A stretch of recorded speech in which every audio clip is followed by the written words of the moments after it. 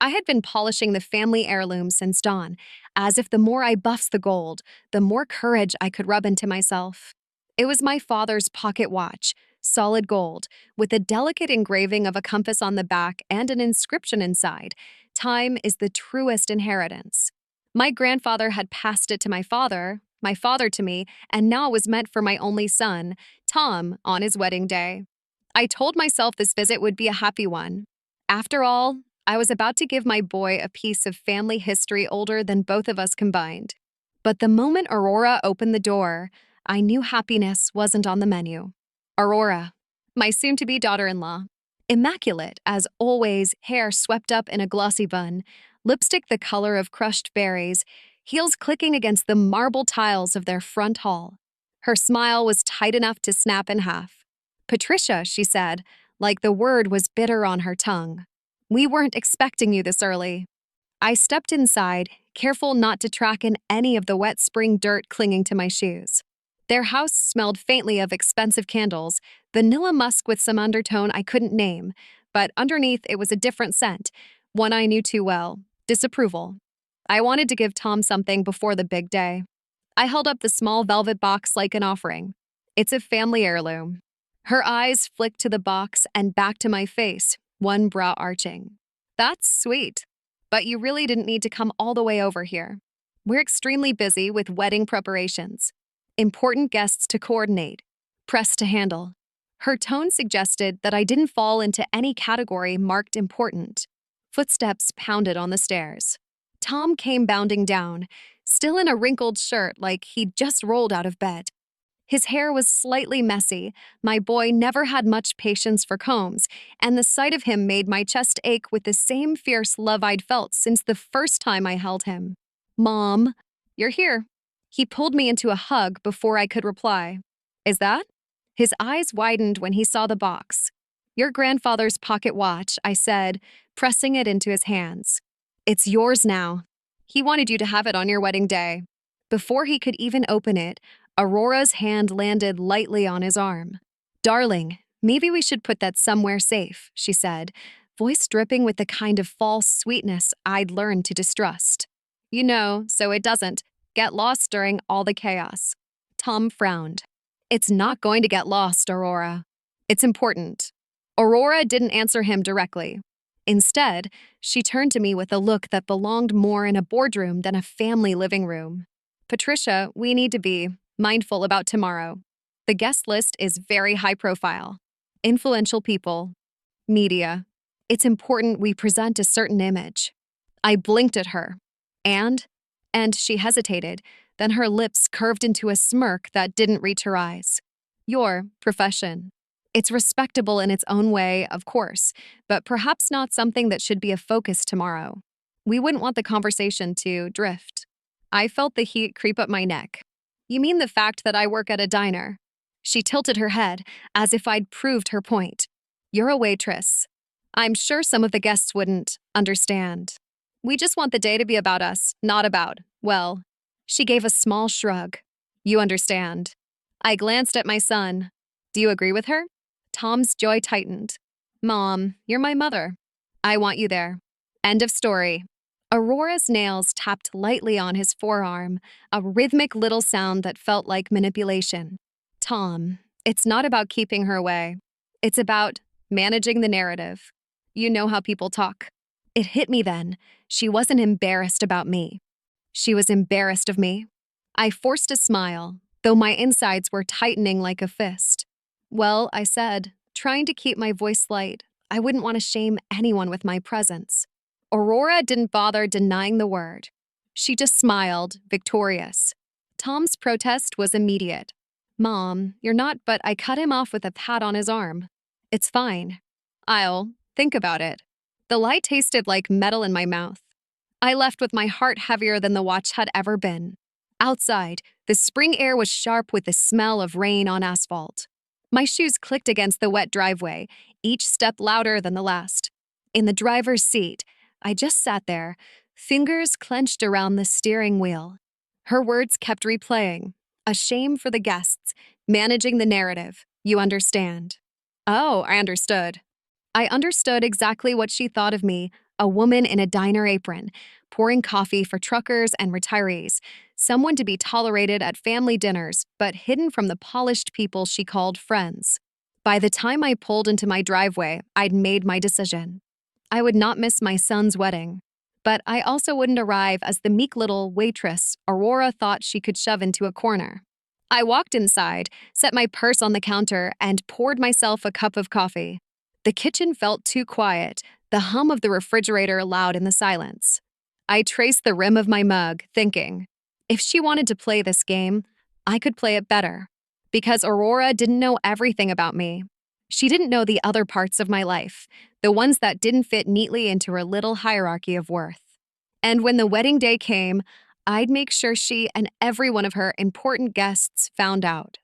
The morning after my visit to Tom's house, I sat at the small oak table in my kitchen, the same table where I'd fed him scrambled eggs before school, where we'd celebrated birthdays with lopsided cakes I baked after my late shifts at the diner. The smell of yesterday's coffee still lingered, bitter and stale, a perfect match for the pit in my stomach. I opened my old checkered ledger, a habit I'd never given up, even after the world moved on to phone apps and online banking. The pages were worn thin, the ink fading in places, but each number, each notation, was a record of a sacrifice I'd made for my son. 22 years of working double shifts as a waitress. Not glamorous, not easy. My hands had deep lines from years of scrubbing coffee cups and lifting trays. My feet ached in ways that never fully went away.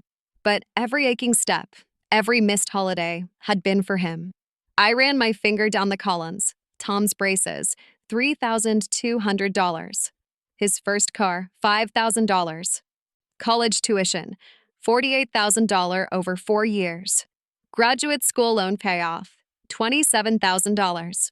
And the little things in between, new shoes when he joined the basketball team, the suit he wore to his first job interview, the deposit on his first apartment when his life fell apart after that early breakup. I'd been there every time he stumbled. Not because I was obligated, but because that's what mothers do. But now he had let that woman, my soon-to-be daughter-in-law, look at me as if I were dirt under her shoe. She dismissed my life's work with a sneer, like being a waitress was something to be ashamed of. I closed the ledger, my jaw tight.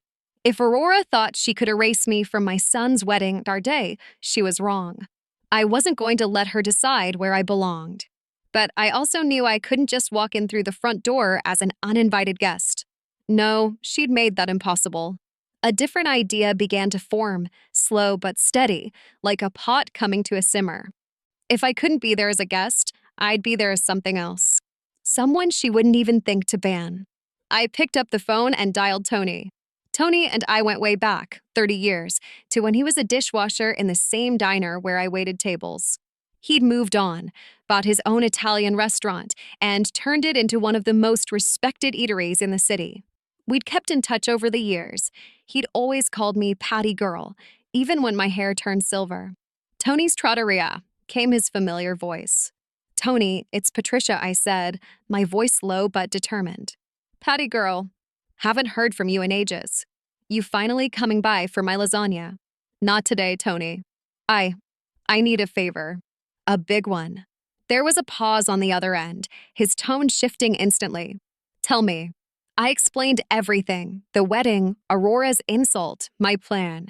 That I wanted to work the event, blending in with the catering staff so I could witness my son's day without being paraded like some charity case. He didn't even hesitate. I know a guy runs a high-end catering company. They're doing a wedding this Saturday at the Glenmore estate. Is that the place? Yes, I whispered, feeling my pulse quicken. I'll call him now. If he's got space, you'll be wearing black slacks and a white shirt, carrying champagne instead of sitting at some table. And Patty Girl, you'll see it all up close.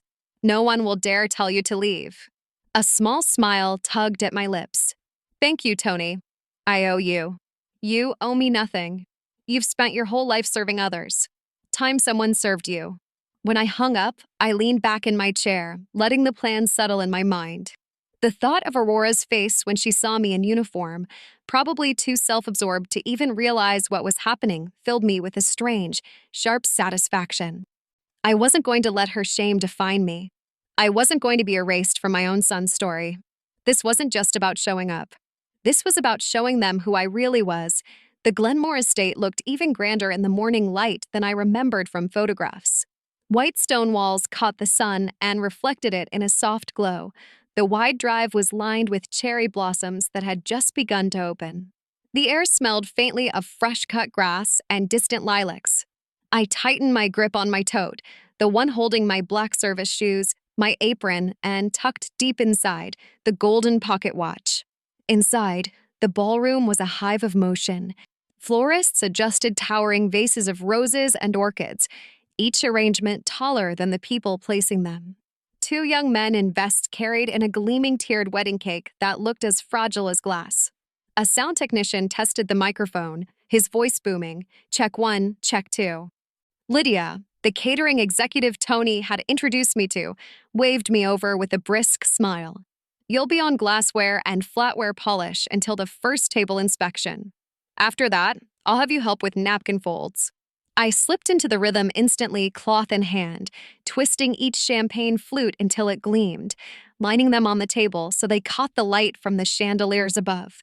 I'd done this kind of work 1,000 times before, but here, surrounded by glittering crystal and ivory linen, it felt almost like a performance. My hands moved quickly, automatically, freeing my mind to think about tomorrow. I was so focused on the repetition, lift, polish, set, that I didn't notice the shift in the room until it was too late. The double doors at the far end swung open, and in walked Tom. My boy, my grown man, looked sharp in a fitted navy suit, his tie loose but stylish, hair carefully styled. He carried himself with the confident ease I'd hoped for him his whole life. Behind him came Aurora. Even without the white gown, she looked like she'd stepped straight from the pages of a bridal magazine, cream silk blouse, wide-legged trousers, and a diamond bracelet that caught the light every time she moved her hand across the clipboard she carried. Her gaze was sweeping the room, cool and assessing, until it landed on me. The pause was short but potent. I saw the exact moment recognition hit her, the faint narrowing of her eyes, the slow tilt of her head. What, she said, her voice slicing the air, is this? Several staff members looked up from their work before quickly ducking back to it. Tom's head turned in the direction of her gaze. When his eyes found me, surprise flickered across his face. Mom? I straightened, setting down the glass in my hand. Good morning, I said evenly, just lending a hand. Aurora's expression shifted into something brittle. You're working the wedding? My wedding? I'm working my son's wedding, I said, not breaking eye contact, since it was made clear I wasn't welcome as a guest. She gave a short, humorless laugh. So this is your way of manipulating the situation, forcing yourself into the day under the guise of helping. Not manipulating, I said, folding my cloth neatly. I'm here as staff, doing my job. I've done this work for most of my life. It seemed like the simplest way to be part of the day without upsetting you. You've done it on purpose to embarrass me, she snapped. To prove some point. Before I could reply, Tom stepped between us. Aurora, she's not hurting anything. She's literally just polishing glasses. Aurora's grip on her clipboard tightened until her knuckles whitened. You don't get it. This is exactly the kind of drama I told you she'd create. I could see the frustration tightening Tom's jaw, the way it used to when he was 12 and stuck between two friends arguing on the baseball field. She's not creating drama, you are. She's here, she's working. End of story. Aurora's eyes flicked around the room again, gauging the invisible audience she feared. Her voice dropped, but it was no less sharp. This is my wedding, and I will not have you hijacking it. I tilted my head. Funny, I thought weddings belonged to the couple, and I thought couples invited the people who mattered most. Her chin lifted, eyes flashing. You've twisted this into some martyr act. Well, enjoy it while it lasts, because by tomorrow, he will stop it. The words landed like a slap, but I didn't flinch. We'll see, I said quietly. She turned on her heel, heels striking the marble floor in crisp, angry beats, and swept out through the double doors. Tom lingered, torn between following her and staying. Mom, I'm sorry you had to hear that. I waved him toward the door. Go after your bride. We'll finish here.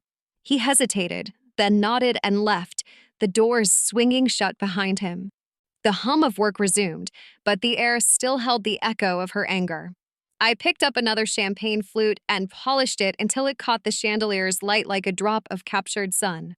My reflection in the glass looked calm, but inside, something steadier and older than anger had taken root.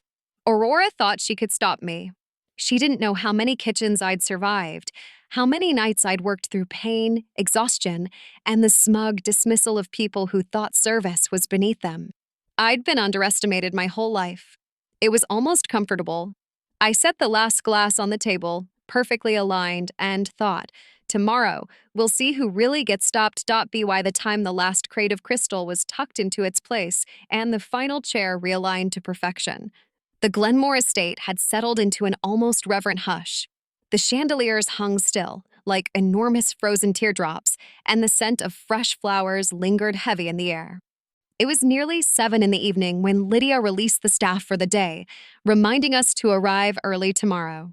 I slipped out the service door into the cool twilight.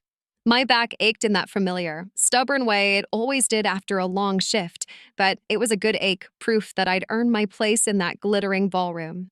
The drive home was quiet, just the low hum of the radio and the soft rattle of my tote bag in the passenger seat.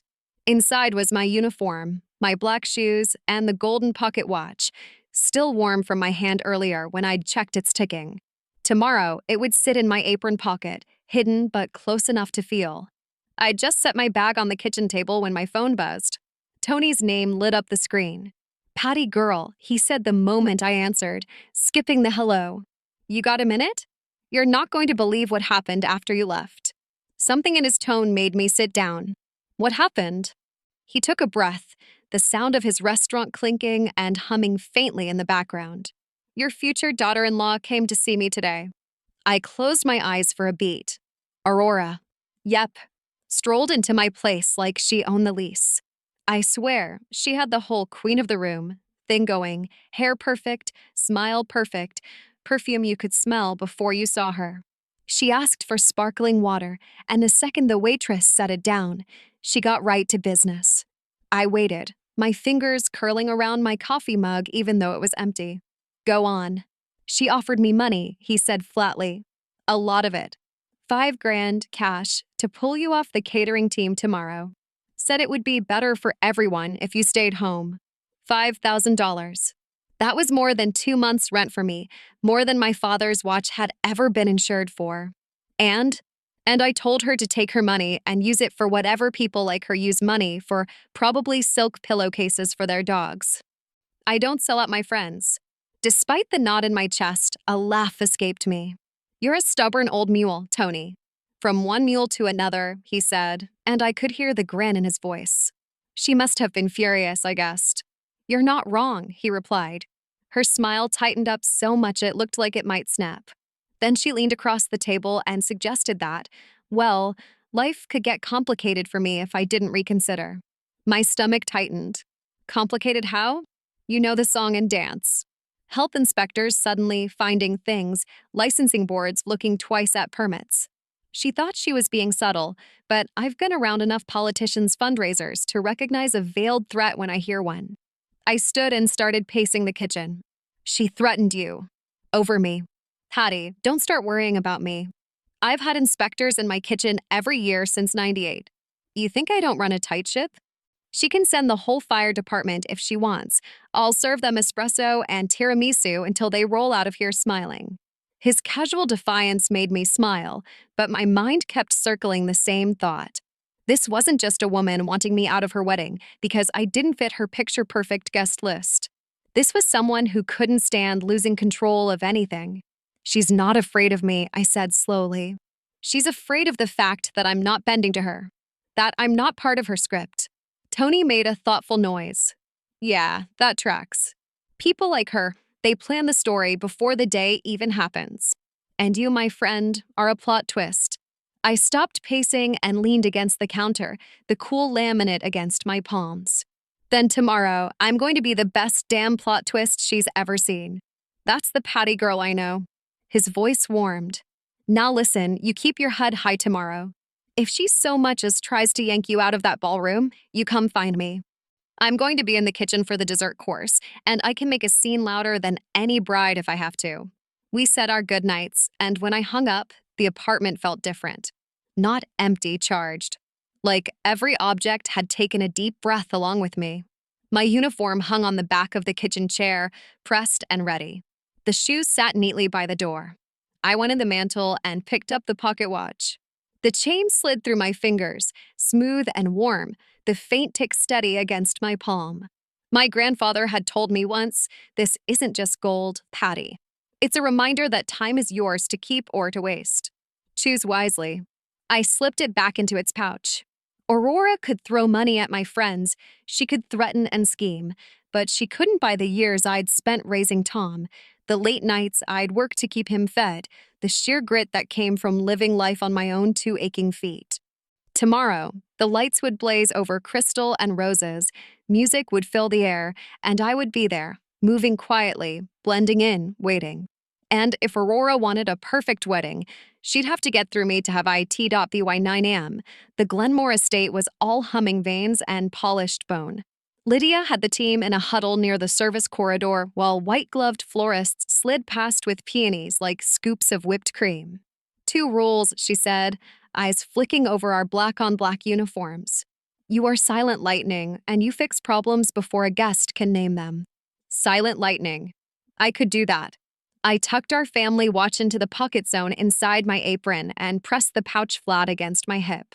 The tick felt like a private drumline.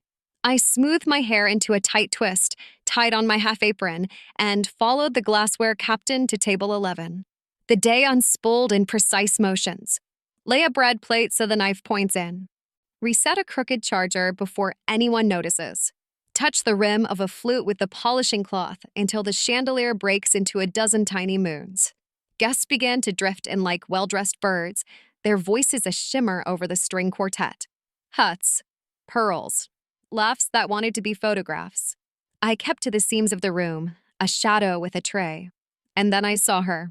Aurora was a monument in silk and seed beads, the kind of gown that turns the wearer into a weather system. The bodice was embroidered with white-on-white vines, the skirt was a spill of light, and her veil fell like a quiet command. People pivoted in her direction the way flowers track the sun. She ate it up, smile calibrated to sympathy when an ant cried, to poise when the photographer barked orders. But every few minutes, like a bird sensing tremors miles away, she glanced toward the service door. Toward me. I kept my eyes on the tray. Move, breathe, count. The hard things in life don't care if your hands shake, they still need carrying. The ceremony was in the conservatory, all glass and green, the aisle a river of petals. Lydia shifted half our team along the side wall, water for anyone who wilted, tissues silently presented like apparitions at the first sign of tears. I took the row near the back, angled so I could see Tom at the end of the aisle. He looked too handsome for my heart, a man carved out of years I'd paid for with feet and sleep. He bounced once on the balls of his feet and stilled himself, the way he had before T-ball, before exams, before the first job interview he nearly didn't go to until I put a coffee in his hand and said, "You already belong where you're headed." The quartet shifted to Payback. The doors opened. Heads turned in one soft motion. Aurora floated. There was a murmur. I could feel it more than hear it, like the room told itself a story about perfection. She took her father's arm and moved down the aisle in that practice glide. She didn't look at me. Not then. She didn't have to. The air between us already knew we were keeping count. Vows happened in the safe, beautiful language of ceremonies, thick with promises and forever and I will. When the officiant asked if anyone had just cause, the room went still as a held breath. The old joke quivered in the air and died, as it should.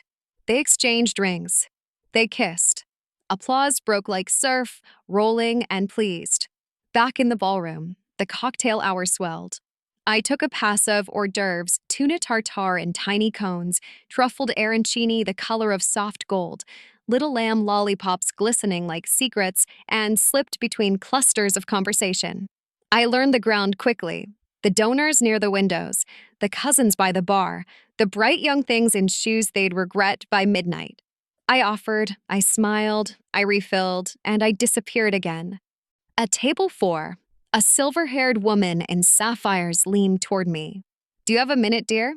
Her grandson, late 20s, earnest face, tie a little too tight, hovered beside her. She's my nana, he said, as if that explained the world. Her name's Teresa. We can't find her place card. Could you help me get her settled? Of course, I said, shifting my tray to my left hand, offering my right to the lady as if we were two society women in another life. May I, Miss Teresa? Her fingers were cool and light on my forearm. You have a kind voice, she said. Comes with the job, I answered, walking at her pace, mind already scanning the room. The place card stands had been bumped by a florist cart. I'd seen Lydia reset them. Section C, near the band.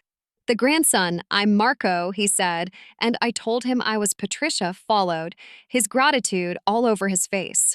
We reached the cluster near the stage, and I spotted it. Teresa Donato tucked a place to the left of a gentleman I recognized as a former mayor.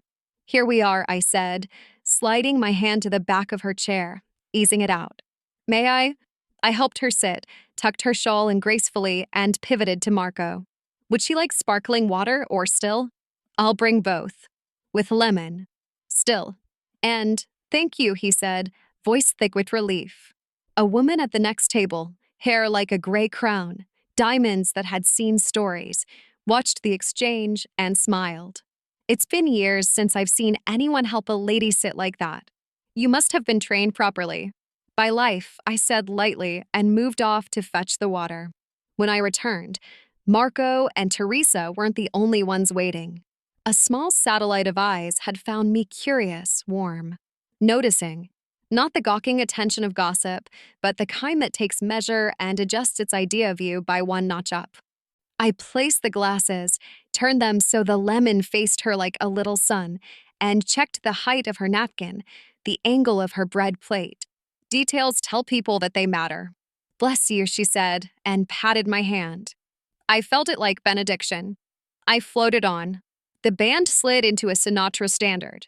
Someone left like ice and crystal. At the edge of the dance floor, Aurora paused for a photo with her bridesmaids, chin angled exactly so. The flash puffed. She lowered her bouquet and, as if a magnet tugged her, looked across the room to the seam where staff entered from the corridor. Her gaze snagged on me. Not long. Just enough. I lifted my tray and moved. I had passed the point of flinching. Problems wrote themselves and I erased them. A wobble under table 8, folded napkin shim under the leg, a candle guttering in a draught, subtle pivot of the vase, a guest's hem caught on a chair finial, 2 fingers, a smile, freedom as if by magic. When a boy with whipped cream hair slipped his hand toward a truffle tower, I tipped the tray toward him conspiratorially and offered an arancini instead. Chef's secret, I whispered. He beamed. By the time the first course landed, the room had conspired to like me. Not as a person, no one asked my last name, but as a presence with good timing and gentle hands. There are worse ways to be known. At the head table, Tom's best man toasted. The mic squeaked. Laughter, honest and ugly beautiful, broke through the varnish for a moment. Tom's shoulders loosened. He looked out over the guests and, for a fraction of a second, toward the aisle where staff moved like currents. I was there, a black ribbon in the river. The pocket watch tapped against my hip when I pivoted, that patient tick-tick that had outlived 3 wars and more family arguments than I could bear to count. I pressed the pouch flat with my palm and felt steadier. Midway through the salad course, a woman in plum silk put up a hand, eyes wide. I knew that signal. Medication needed with food, or a nut allergy hiding in a garnish. I drifted to her. Everything all right? Walnuts, she breathed, hand at her throat. I knelt to her level, calm as a prayer. We've got you. Don't touch your plate. I'll replace it and notify the kitchen. I lifted the plate with a magician's sleeve, swapped in a safe one, and caught Lydia's eye from across the room, drawing a point in the air the way we'd been trained. By the time I returned with a tiny note for the band to announce no nuts and desserts, the woman's color had returned. Her partner squeezed my forearm. Thank you, he said. Really, it is a strange thing to be invisible and noticed at once. to not exist in the family photos and yet hold the night together with your hands. During a lull before the entree, I drifted past the bar to refill my water and caught Tony's reflection in the back mirror. He wore a borrowed chef coat, sleeves rolled, hair covered, grin rakish. He lifted a sugar tong at me like a salute. I felt laughter rise, unexpected and clean. He mouthed, "You okay?" I tipped my chin. The answer was yes. At the far end of the room, Aurora's planner, a whip-thin woman with a headset and the energy of a metronome, counted down the first dance in finger taps. The band leader nodded. The lights softened. Aurora walked to the center, dress whispering, and Tom held out his hand. They were beautiful there, in that island of attention. He mouthed something only she could hear. Her smile lifted, soft and real for once, and for a breath I wished her well with my whole battered heart. Then she looked toward the service corridor again, that reflex she couldn't smother. Our eyes met across a field of sequins and glass. I didn't drop my gaze. I didn't smirk. I didn't vanish. I did what I've done my entire life when someone tried to tell me I didn't belong. I turned and helped a grandfather rise from his chair. He was elegant in an old-school way, wingtip shoes polished to a sermon, cufflinks that probably had stories. His grandson, another earnest boy, not Marco, freckles like constellations, hovered. "Could you?" "He wants to watch the dance up close." "Of course," I said, sliding my hand to the gentleman's elbow. "We'll go slow." We threaded through the thicket of chairs as the band poured honey into the room. People noticed, first the careful way I matched my stride to his, then the way I angled him so his view cleared a tall centerpiece without making a production of it. The boy mouthed, "Thank you." The grandfather nodded, eyes glassy in the soft light, and whispered, "My Rosie loved this one." I squeezed his arm. "Then let's give it to her." When we reached the rail at the dance floor's edge, I widened his stance by an inch so he'd feel steady and took a step back. He stood there, chin up, watching two people begin a marriage to the tune that had started his own. His grandson slipped his hand into his. Around them, the room softened, just a hair, like a lens refocusing from spectacle to meaning. And I felt it like when a restaurant shifts from noise to hum, and you know the night will be good. People had seen me, not by name, not by seat at a table, but by what I did with my hands and the small, exact ways I carried care. The song ended. Applause scattered like confetti. The band swung brighter. Servers flowed with entrees. The heat of the room rose, glitter deepening to glow. At the head table, Aurora leaned into Tom's ear. He nodded, distracted, his eyes skipping over the crowd until they snagged on me. For the first time all day, a question crossed his face, something like how and why, braided together. He looked toward the doors, toward the path I'd chosen, and his mouth tightened with a thought he didn't speak. I topped off water at table 11 and felt, more than saw, the planner's headset crackle. A security guard, discreet, but not invisible the way we were, had stepped inside the ballroom, scanning. My spine prickled. Aurora's glance snapped to me again, brighter now, like a flare. I lifted my tray. I moved. The line between seen and unseen thinned to a wire. "Silent lightning," Lydia had said. I thought, I can be lightning and also a tree. I can be both the flash and the thing that stands. And as the band kicked into a brisker number and the first plates landed with a whisper, a rumor started at the bar, the kind that travels on the soft current of a room. A voice I couldn't place, amused and delighted, said it too loudly to be an accident. "Wait, is that the woman from TV?" Heads began to turn, slow as weather. I studied my tray, felt the watch tap my hip, and kept walking toward the middle of the room, toward the place where all eyes would converge. The night had finally decided to stop being polite. The ballroom was thick with light and chatter, the air rich with the mingled scent of roses and roasted lamb. The first dance had ended, plates had been cleared, and the band had drifted into something softer, music meant to draw attention toward the head table. Lydia, sharp-eyed as ever, gave our team the subtle nod, "Be ready for the toasts." I made a slow pass through the room, refilling flutes before the speeches began. My tray was balanced perfectly on my left palm, my right hand steady, the golden pocket watch pressing its calm tick against my hip. I moved through the crowd with the kind of grace you only learn from decades in service, present but invisible, always near when needed but never in the way. The master of ceremonies stepped forward, microphone in hand, and announced, "Ladies and gentlemen, it's time for a few words from our bride." Aurora rose. Her gown caught the light like a still lake at sunrise, beads and silk shimmering with each shift of her shoulders. The camera flashes burst like small fireworks. She smiled warmly at the guests, a perfect hostess about to address her kingdom. "I just want to thank everyone who's made this day possible," she began, voice smooth and honeyed. "Our incredible florist for transforming the space, our musicians for the perfect soundtrack, and of course, my parents for their love and generosity." Polite applause. A few hears. She turned slightly, acknowledging the planner, the photographer, even the pastry chef. I expected her to move on to the next toast. But then she glanced toward me. "And I suppose," she said, pausing just long enough to draw attention, "we should also thank our catering team."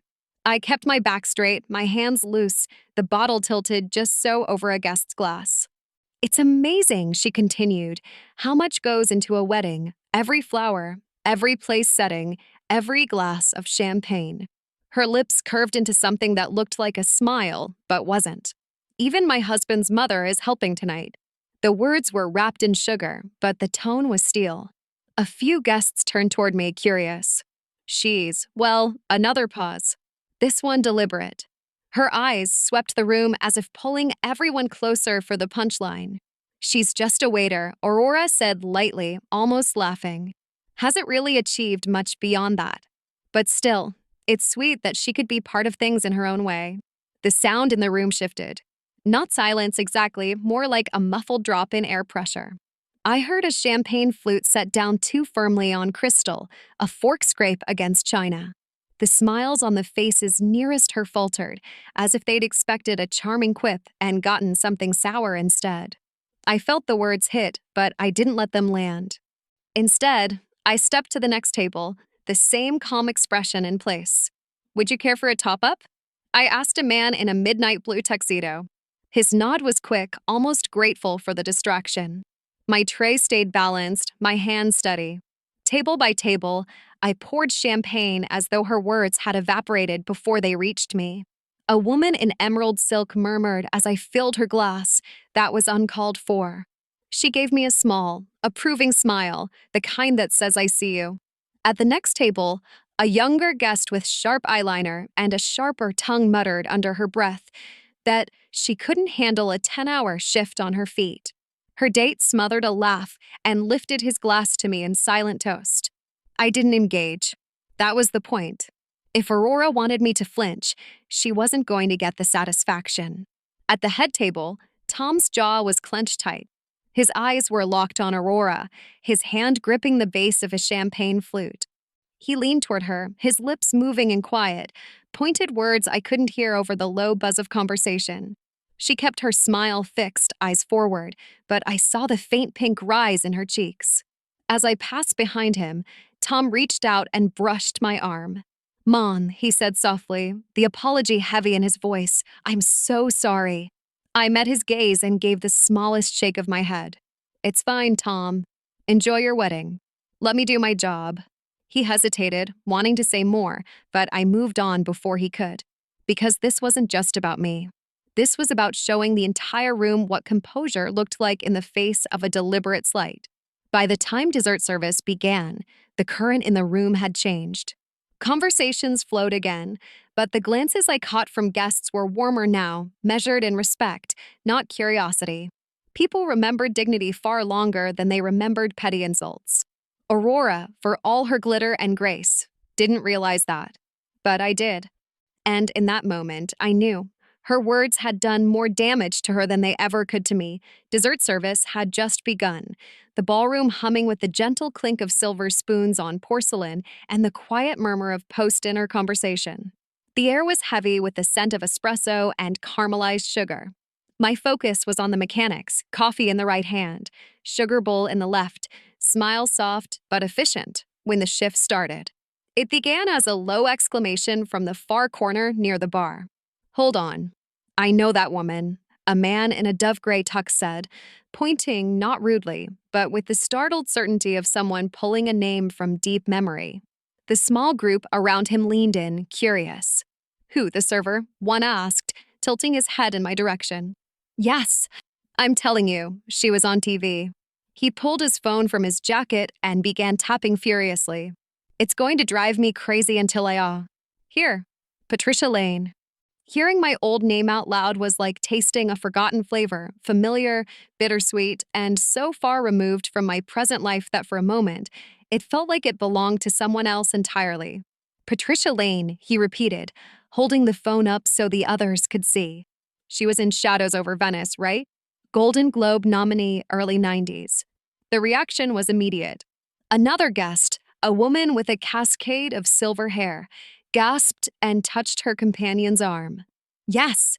Oh my goodness, I loved her in Winter's Promise. I watched it every Christmas with my sister. Phones lit up around the room like a constellation coming alive.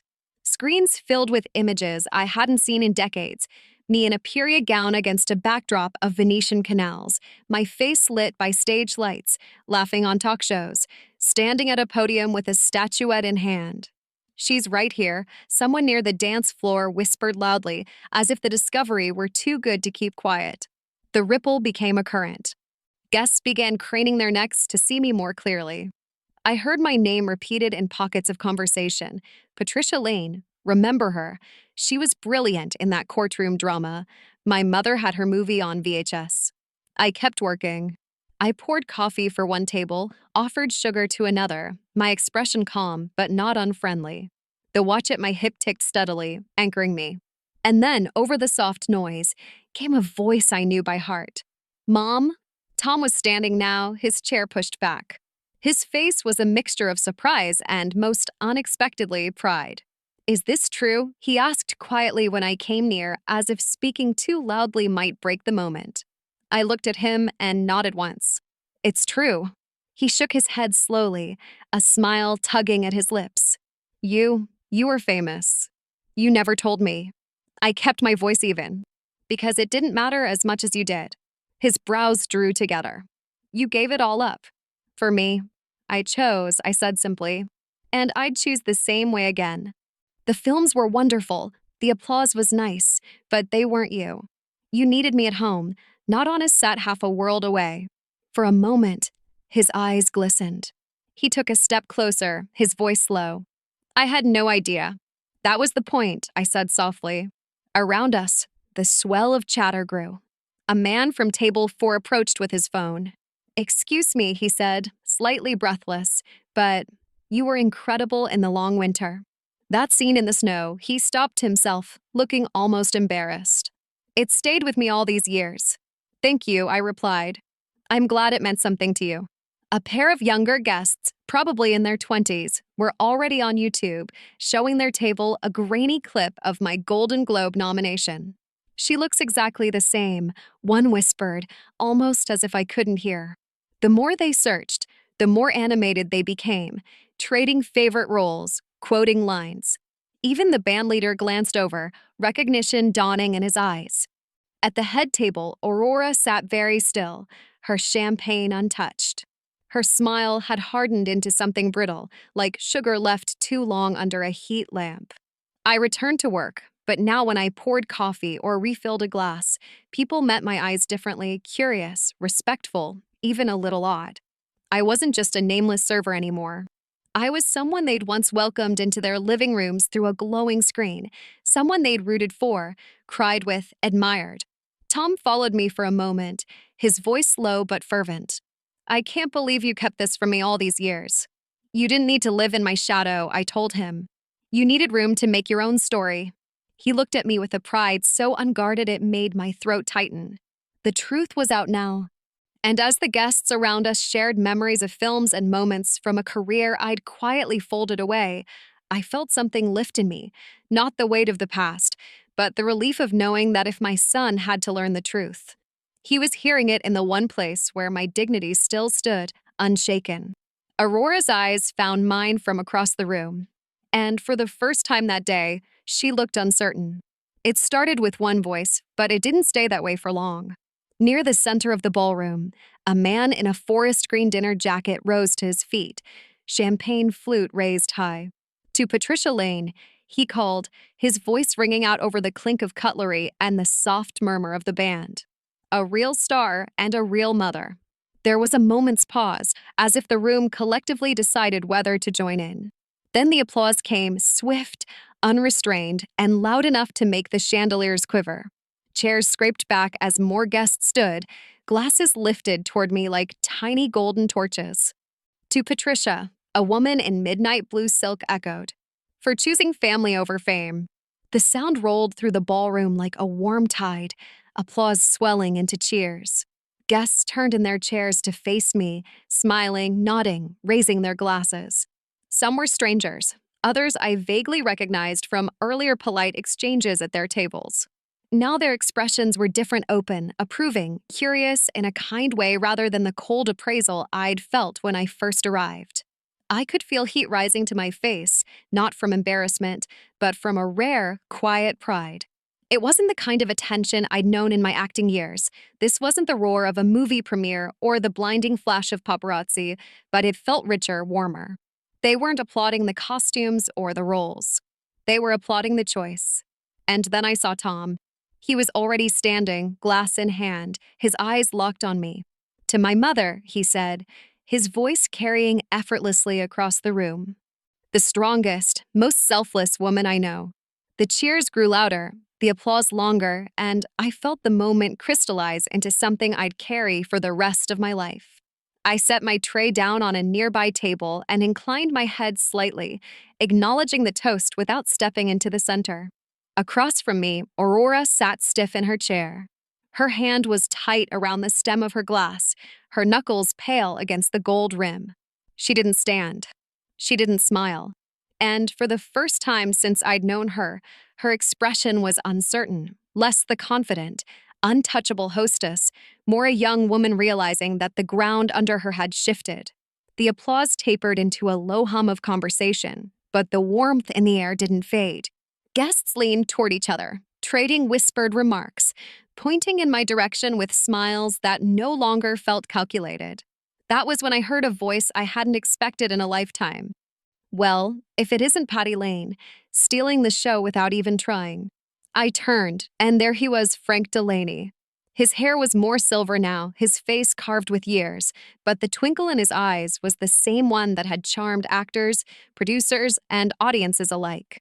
We'd worked together on 2 films in the 90s, and both had changed the trajectory of my career. Frank, I said, genuinely smiling. I didn't know you were here. Friend of the groom's father, he explained, clasping my hands warmly. I was halfway through my dessert before it hit me, that was you. And now that I know, I have to say, Patty, you still have it. The presence, the timing. I could put you on camera tomorrow and you'd own it. I laughed softly. You haven't changed, you still think the world revolves around a movie set. His grin widened. I'm serious. I've got a script, Patty. It's perfect for you. You'd bring half the audience just by showing up. The words stirred something in me, memories of long days on set, the click of heels on soundstage floors, the way the world seemed to narrow to the director's voice calling action. For a brief second, the glamour shimmered at the edges of my mind. But it was just that, a shimmer, not a pull. Frank, I said gently, I'm happy where I am. I have a life I love, even if it's not glamorous. I don't need to go back.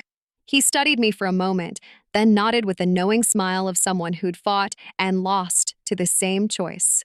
Then I'll just be grateful I got to see you again. And I'll tell anyone who asks that Patty Lame turned me down for the best reason of all. We shared a brief laugh before he was swept away by a cluster of eager guests wanting to shake his hand.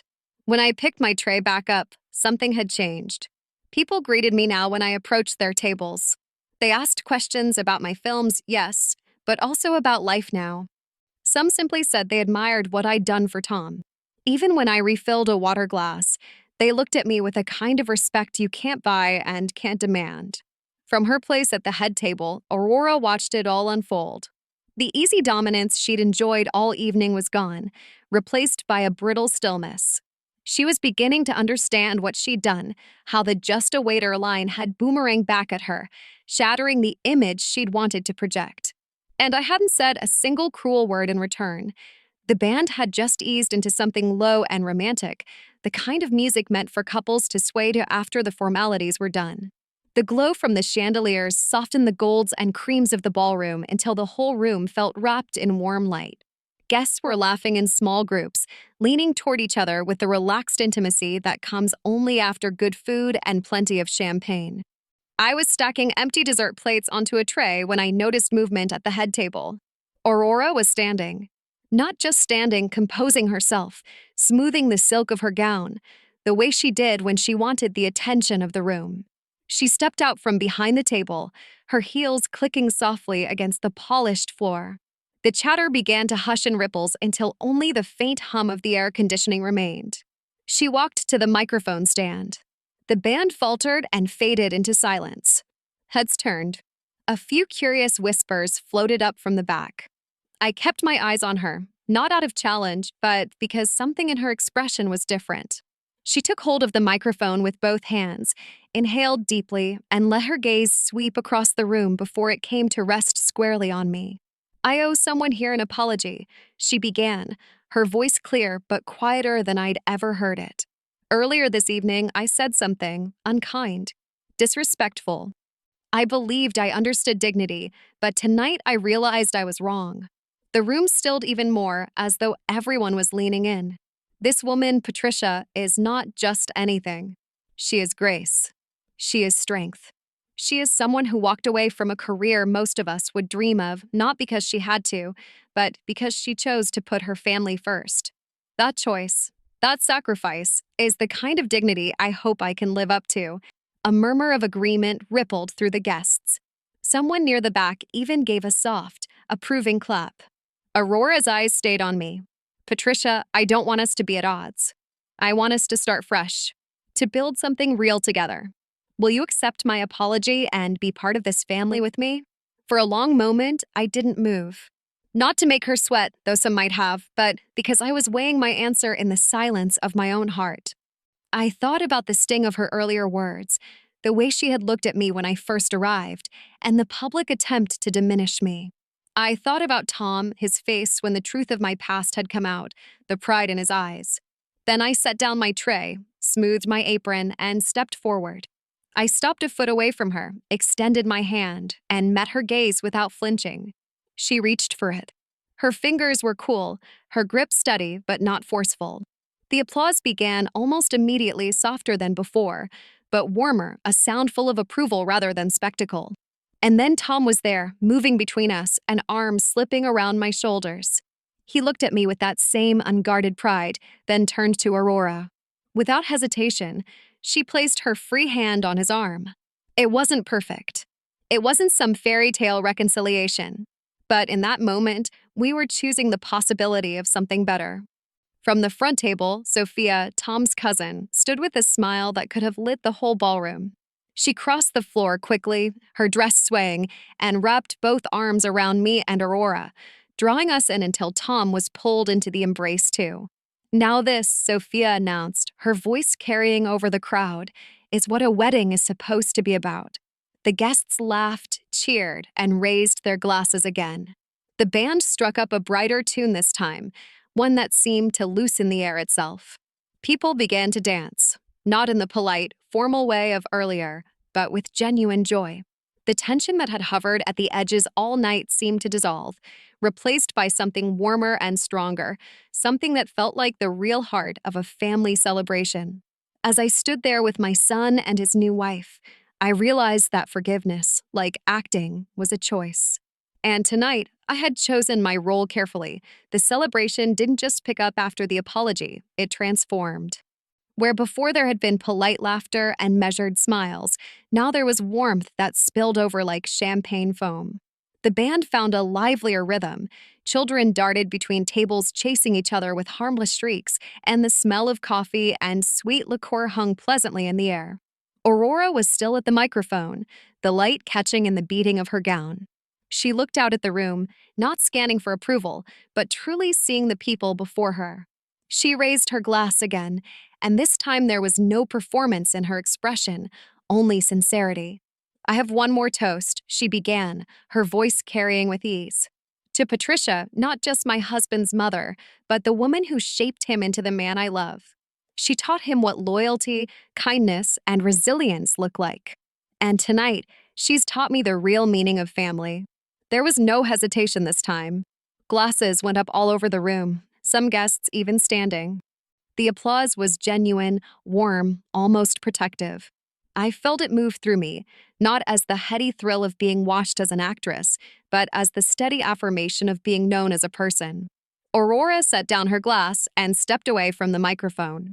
She crossed the floor to where I stood, still holding my tray, and stopped in front of me. "Dance with me," she asked quietly. For a moment, I glanced down at my uniform, the black waistcoat snug at my sides, the crisp white shirt, the apron strings tied neatly at my back. It wasn't ballroom attire. In another time, another place, I might have declined, letting my appearance excuse me from such a public gesture. But that hesitation lasted only a breath, because tonight, they weren't looking at a uniform. They were looking at me. I set the tray on a nearby table, wiped my palms discreetly against the apron, and placed my hand in hers. The room seemed to take a collective breath. The band leader caught the cue and let the musicians slide into a slow, sweeping waltz, the kind that wraps around you like velvet. As Aurora led me to the center of the polished floor, a light cheer rose from the guests, joined by the clinking of glasses and encouragement. Our first steps were tentative, as if we were both aware of the symbolism. Aurora's grip was light, her gaze meeting mine with something unspoken, perhaps relief, perhaps gratitude. By the second turn, the awkwardness faded. We found the rhythm together, moving as the music carried us, our skirts whispering against the floor. Around us, the guests watched without judgment, only smiles. I caught sight of Tom near the head table, his arms folded, pride written openly across his face. He wasn't just seeing his mother dancing with his wife. He was seeing the bridge that had been built between them in the space of a single evening. "You didn't have to say yes," Aurora murmured as we pivoted. "I did," I said softly. "Because we're family now. And family doesn't grow stronger by keeping score." Her lips pressed together, and for the first time since I'd met her, she didn't seem like the untouchable hostess. She seemed like a young woman trying to get something right. As the waltz reached its swell, I felt the crowd drawing in, their energy wrapping around us. By the final turn, hands clapped in time with the last bars of music. When the song ended, Aurora and I stepped apart and turned toward the room together. The applause was immediate, cheers, whistles, a few guests rising to their feet. The sound wasn't about the dance itself. It was about what it meant. Sophia, dear Sophia, swept in from the side, her energy always a few degrees warmer than anyone else's. She pulled both Aurora and me into a firm hug, then extended an arm to loop Tom into it as well. "Now this," she declared loudly, "is what a wedding is supposed to be about." The crowd erupted, some guests banging their palms on the tables in good-humored applause. The music picked up again, brighter this time, and the dance floor filled with couples. I stepped back, reclaiming my place at the edge of the room. I was still in my waiter's uniform, my hair pinned simply, my shoes practical and worn from hours of moving between tables.